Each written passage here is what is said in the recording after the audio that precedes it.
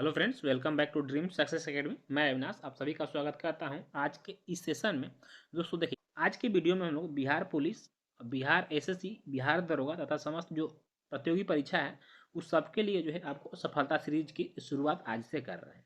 देखिए, इस सीरीज में जो है मैं आप लोगों को साइंस के क्वेश्चन कराऊंगा। साइंस के टोटल 1500 क्वेश्चन कराऊंगा, ठीक है, जिसमें से आपको बायो के 500 क्वेश्चन होंगे, फिजिक्स के 500 क्वेश्चन होंगे और आपको केमिस्ट्री के 500 क्वेश्चन होंगे।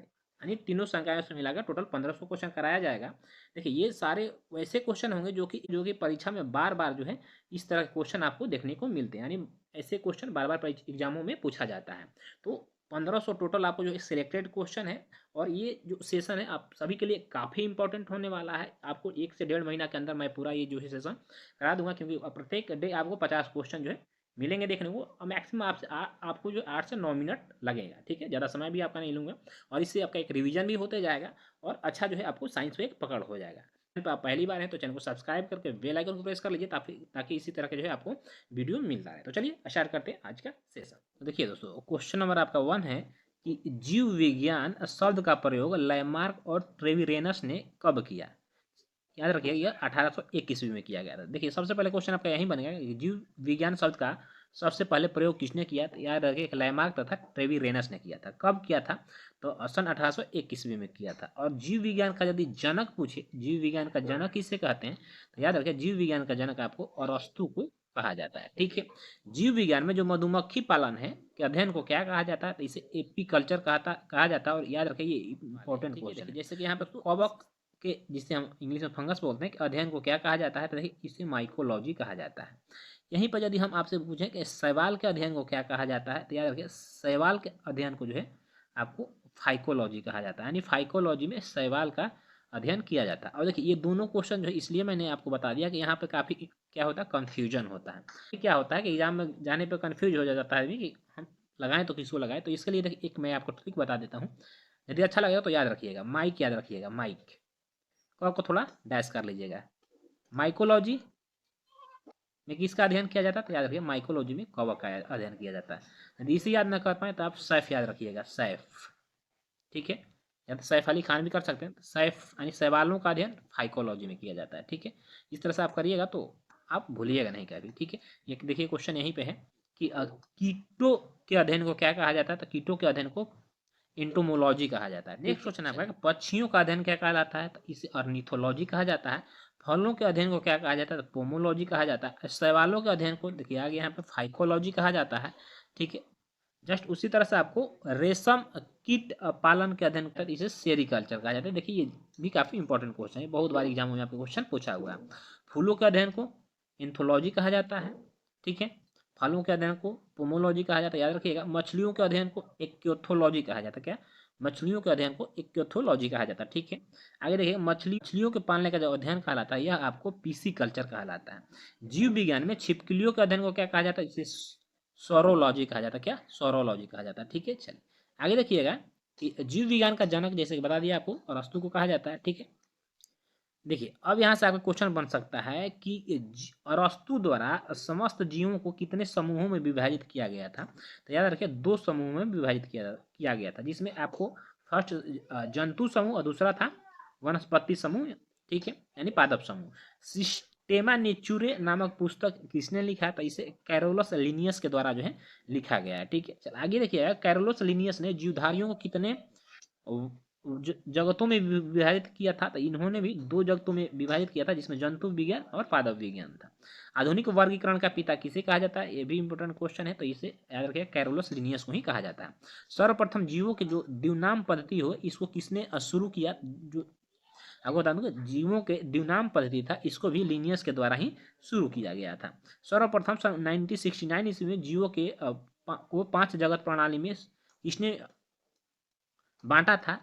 देखिए, इन दोनों ने, लिनियस और अरस्तु ने 2 भागों में बांटा था, किंतु फिर जीवों को आकर विटेकर थे, इन्होंने 5 जगत में जो है जीवों को बांटा। कौन कौन से? तो एक मोनेरा समूह, दूसरा प्रोटिस्टा समूह, तीसरा पादप समूह, तीसरा चौथा कवक और 5वां जंतु समूह, ठीक है। पूरे जीवों को 5 समूहों में किसने बांटा, तो याद रखिए विटेकर ने बांटा, ठीक है। चलिए नेक्स्ट क्वेश्चन था है आपका कि सभी प्रोकैरियोटिक जीवों को किसके अंतर्गत रखा गया है? देखिए जितने भी प्रोकैरियोटिक जीव हैं, कहने का मतलब प्रोकैरियोटिक वैसे जीवों को कहा जाता है जो कि अविकसित होते हैं, उसे मोनेरा ग्रुप में रखा जाता है। और यूकैरियोटिक जो है उसे कहा जाता है जो कि पूरी तरह से विकसित होते हैं। ठीक है, चलिए आगे देखिएगा। ये काफी आसान क्वेश्चन है कि मनुष्य का वैज्ञानिक नाम आपको बताना है, तो होमोसैपियंस है। मटर का वैज्ञानिक नाम क्या है? तो पीसम सैटिवम है। चना का वैज्ञानिक नाम क्या है? तो सीसर एरिटिम है। देखिए कभी कभी अवैज्ञानिक नाम भी पूछ देता है, इसलिए मैंने इसको भी ऐड कर लिया यहाँ पे। ठीक है, देखिए नेक्स्ट क्वेश्चन है कि मेढक का वैज्ञानिक नाम क्या है? तो राना टिग्रीना नाम है। ठीक है, ये क्वेश्चन इंपॉर्टेंट करिएगा, ये क्वेश्चन एग्जामों में पूछा हुआ है। बिल्ली का वैज्ञानिक नाम पूछ देता है तो फेलिस डोमेस्टिका है। ठीक है, और कुत्ता का वैज्ञानिक नाम क्या है? तो इसे कैनिस फैमिलियरिस कहा जाता है। ठीक है, मक्खी का वैज्ञानिक नाम क्या है? तो मक्खी का वैज्ञानिक नाम आपको मुस्का डोमेस्टिका है। ठीक है, मक्खी का मुस्का डोमेस्टिका याद रखिएगा। ठीक है, क्योंकि वो बिल्ली का जो है वो भी डोमेस्टिका नाम से ही है, इसलिए कंफ्यूज मत होइए। अगला क्वेश्चन देखिएगा, सरसों का वैज्ञानिक नाम क्या है? तो ब्रासिका कैम्पेस्ट्रिस है।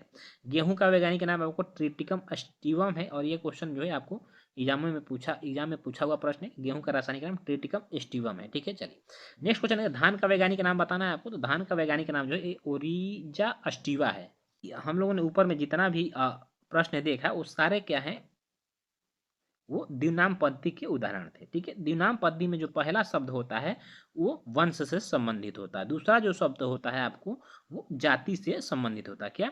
पहला शब्द वंश से होता है और दूसरा जो है जाति से संबंधित होता है। ठीक है, चलिए आगे देखिए कि कोशिका विभाजन में जीव द्रव्य का नामकरण कि सर्वप्रथम किसने किया था? जीव द्रव्य का जो नामकरण है यह पुरकिंजे के द्वारा किया गया था।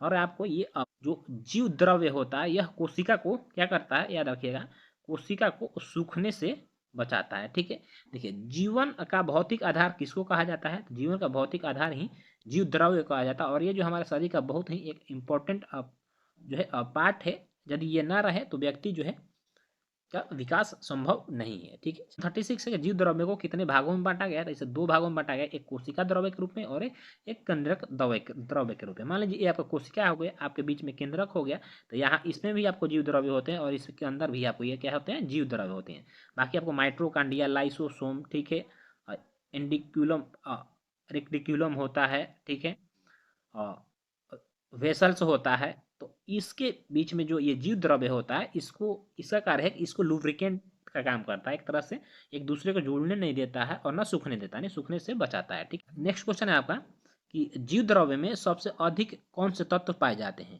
देखिए जीव द्रव्य में सबसे अधिक आपको ऑक्सीजन पाए जाते हैं। जीव द्रव्य में लगभग कितना प्रतिशत भाग जल होता है?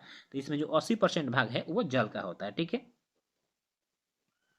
देखिए नेक्स्ट क्वेश्चन है आपका कि जीवन की सबसे छोटी इकाई क्या है? तो हमारे शरीर की जो सबसे छोटी इकाई है वह कोशिका यानी सेल है।